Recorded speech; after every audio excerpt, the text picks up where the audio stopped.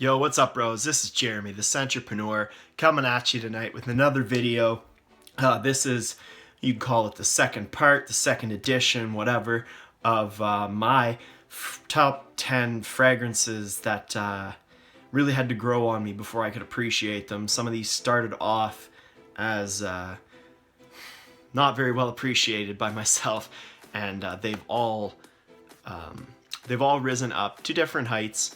But these are ones that I used to think were horrible. Now I think they're great. This is the niche edition to this list. If you haven't seen the designer list, it'll be running around up there somewhere. Alright guys, let's jump into it. Why not? Yeah. At number 10, guys, this is one that I did a first impressions on, and I included it in one of my sample cities. I think it's good, but it's in a category of fragrances I'm really not that fond of. This one is Forbidden.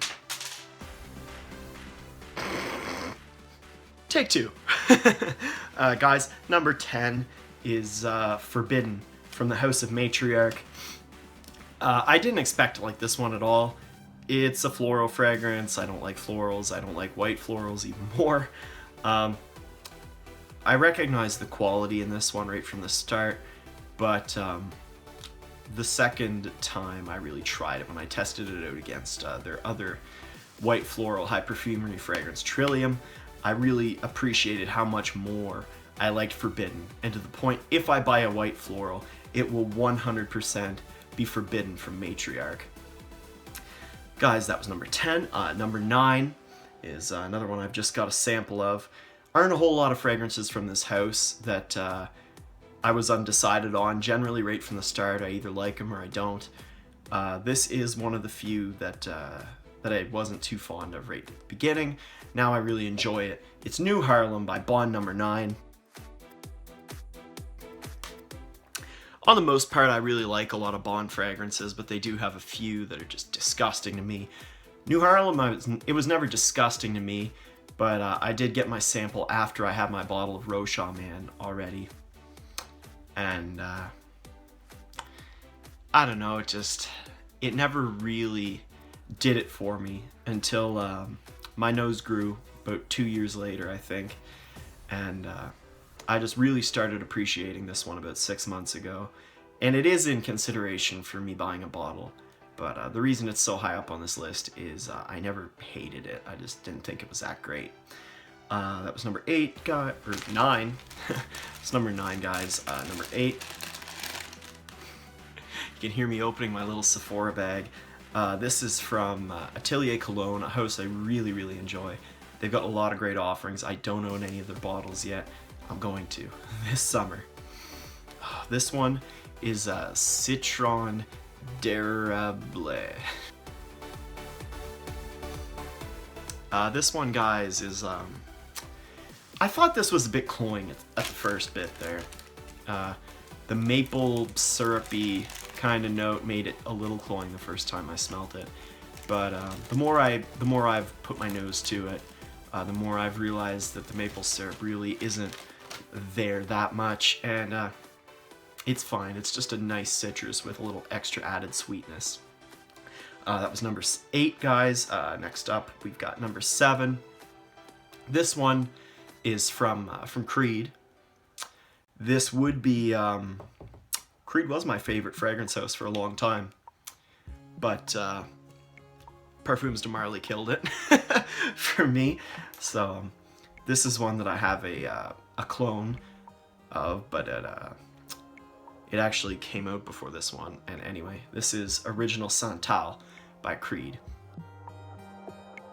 I did smell this before Individuel, but I was not very impressed with this. It was okay, but I was like, there's no way I'm gonna buy a bottle of this. So a year later, I did buy Mont Blanc Individuel, and you know, they're very, very close, but I've been smelling this one more and more over the past few months, and Original Santal is better, guys. But is it bottle better? Is it bottle $150 extra better than Individuel? Probably not. I mean, in my opinion, it's like a cleaner, better Mont Blanc Individuel with that raspberry note toned down a little bit and less of a drier sheet feel to it. So I do like it more. Am I gonna buy it? We'll see. We'll see, guys. Next up, we've got one. It's a sample I haven't had for very long. This is one that I was really, really hoping, or expecting, I should say, to enjoy. But the first time I put it on was like, ew. Before I keep going, guys, at number 6. Number 6? Number 6. At number 6, guys, we've got Nasomatto Pardon. Nasomatto Pardon, guys, if you don't know, it's like a oud and a dark chocolate combination. And it sounded amazing to me. I saw some really good reviews. I got my sample, I put it on, and I got a huge smack in the face of oud, which I am not a fan of, but I didn't write this one off. I didn't write it off, and I wore it more and more and more and more, just on my hands, trying to get a feel for the smell. And probably within the last week, it's jumped right to the top of fragrances I'd like to buy. It's oud and like a dark chocolate fudge, and it's really, really good. I think it's really, really sexy.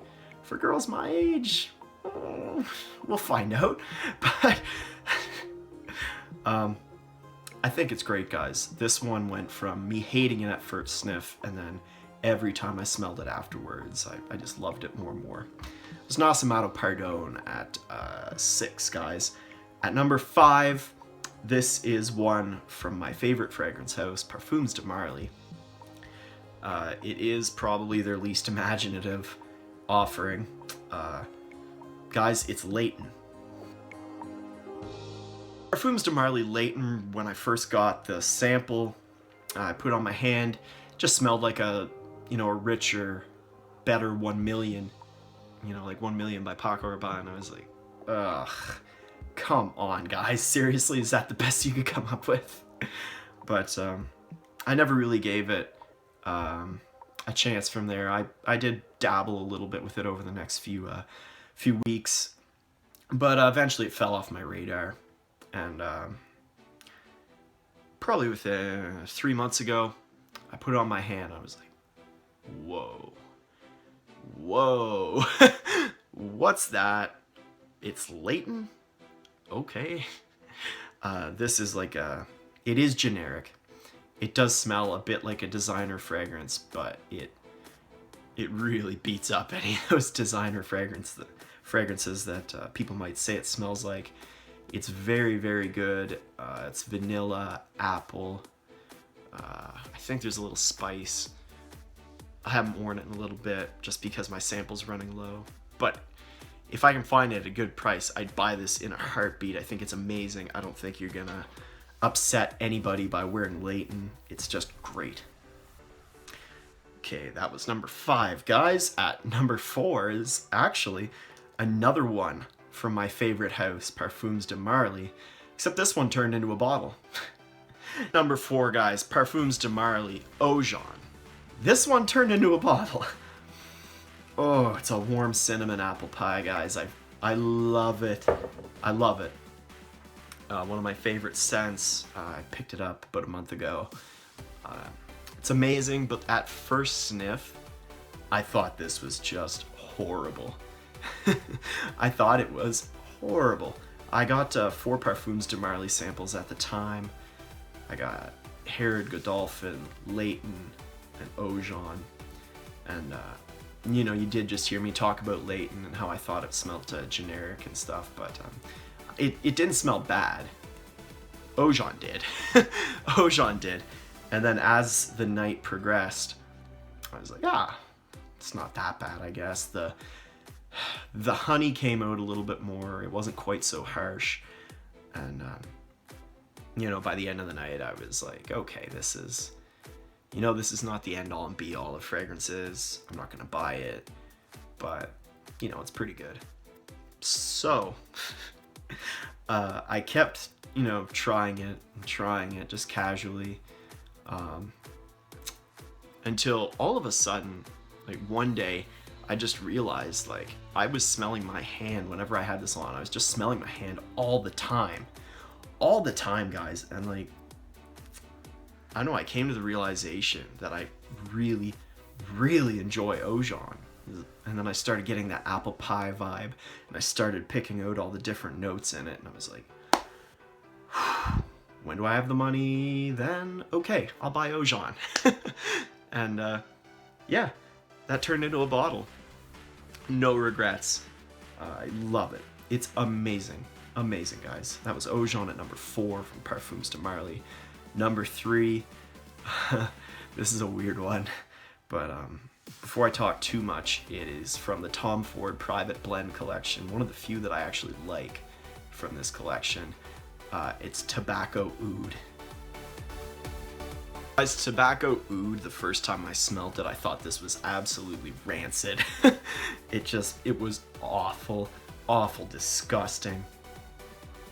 I almost scrubbed it off. I'm glad I didn't, because by the end of the night, when it had really dried down, I could cleanly pick out the whiskey and the tobacco, and it was like, you know what, this one isn't for me, but you know, it's not as bad as I first thought it was. And something about it has just kept me trying it and trying it and trying it, and to the point now where I'm not sure if I want a bottle right now, but rest assured, when I hope they still make this when I'm 40, but if I was 40 and I found Tobacco Oud, oh yeah, bottle, heartbeat. For like an older gentleman, oh my god, this would kill it. It's amazing. It smells great, but I don't know if I could wear it. Wear what you want, I guess, so I don't know. We'll see what happens in the next year. Okay, that was Tobacco Oud by Tom Ford at number 3, guys. Bros at number 2, the last sample on this list before I show you the first place. This is what you would call, and it is for a lot of people, an entry-level niche fragrance that I just couldn't stand when I got this sample. But guys, it's from Serge Lutens, and it's Chergui. Chergui is a really good scent, guys, but when I first got it, all I got was like a powdery old grandma's beeswax sort of mixture, and disgusting. I had no idea why people hyped this one up so much. And really that impression lasted for about 2 years. For about 2 years, I just hated this one. I kept trying it, hoping to love it. Never did until like a couple months ago, really. It seems like my nose took a huge step forward a couple months ago. I couldn't tell you why. But, and I put Chergui on my hand. I was like, you know what, I'll just give it a shot. I'm looking for a couple new fragrances to pick up before my budget runs out. So I put it on my hand, and I couldn't believe it. It's actually amazing, guys. It's been a while since I had it on, but I got honey and the beeswax and tobacco and hay off the top of my head. And that sounds weird, but it comes across very classy, very beautiful. I think somebody a little older than me would actually be better suited for this one, but I'm not gonna let that stop me. I'm probably gonna get a bottle of this as soon as I find it for an affordable price. Guys, that was Serge Lutens Chergui at number 2. My number 1, I do own a bottle of. This one, when I first got my sample, I did not like it at all. I tried it for a week or 2, but was like, ugh, this is just not great. This is so not my thing. It's so feminine, whatever. And I actually lost my sample for a year. Yeah, for a year. It had fallen behind my bookcase. And I just found it, my sample, this past summer. So I was like, oh, awesome. I was gonna buy it just to try this. I was gonna buy another sample just to see if my nose had changed at all. Wow. I'm glad I did, guys. It is Virgin Island water from Creed.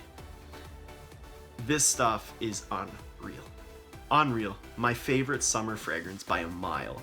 I find it really hard to wear in the summer, but like Harrod's my favorite for winter. This is my favorite for summer, easily. As soon as I put it on my hand this past summer, I was like, oh my god, you idiot. Why have you neglected this? This is unreal. Get a bottle. Within a week, I bought a bottle. So, guys, Creed Virgin Island Water at number 1. Performance, terrible. Versatility, terrible, my opinion. But the scent, the coconut, alcohol, lime, and pina colada. Pina colada, man. And I don't know, there's not enough good things I can say about this one. It's one of my favorites. It's easily in my top 5 all time right now. So guys, Virgin Island Water, number 1, Creed. That's been my list, boys. This was exceedingly hard to order. I knew exactly which fragrances were gonna go in, but to put them in order was very, very hard. And I think I did a pretty decent job here. Virgin Island Water is absolutely the most extreme case I've had, for the niche side anyway. If you saw the designer side, you know how the London reaction went. Guys, that's been my list. Let me know in the comments down below, are there any niche fragrances that you tried, say, in years gone by, and were like, ugh, this is gross, this is disgusting, I never want to smell this again, it's garbage. And then you came back to them and like, wow, that's amazing. You know, let me know down below. I'd love to try a new niche in particular. I love designers as well, but niche, I don't know, I'm playing with a lot of niche right now, and I'd love to hear what you guys have had this experience with. Guys, this has been the Centrepreneur. If you like this video, please subscribe. All kinds of lists coming up, guys. I'm finishing off my spring reviews this week for my spring rotation, just in case any of you are curious about these scents and you'd like my honest opinion. So expect those in the coming few days. Yeah, guys, have a great day. Enjoy seeing the progression of your nose. It's pretty sweet, honestly. It's pretty sweet. I love seeing what my schnoz is picking up now. Have a great day, guys.